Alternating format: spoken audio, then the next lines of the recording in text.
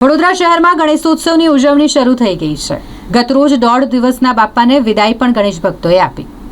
ઘણા બધા ગણેશ ભક્તો કે જેઓ 1.5 દિવસના બાપાની સ્થાપના કરે છે, 1.5 દિવસ બાદ બાપાનું વિસર્જન કરવામાં આવે છે।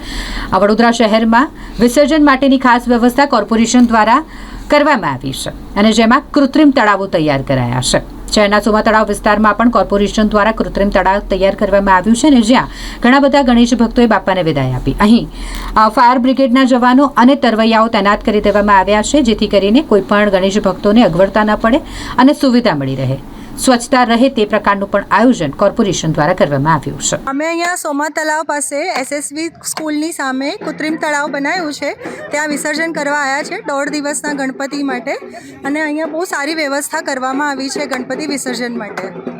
જ્યારે ગણેશજીનું વિસર્જન થઈ રહ્યું છે, શું કહેશો એ વિશે કે જે ગણેશજીનો તહેવાર છે, શું કહેશો એ વિશે? ગણેશજીનો તહેવાર તો બહુ સ્પેશિયલ જ હોય છે હંમેશા, કારણ કે બપ્પા આપણા ઘરે આવે છે અને એમને વિદાય કરવાનું તો આમ બી ગમતું ના હોય, પણ ભારે હૃદયે એમને વિદાય કરવી પડતી હોય છે।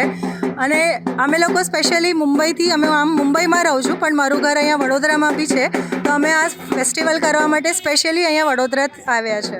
આપનું નામ? કુંજલબેન।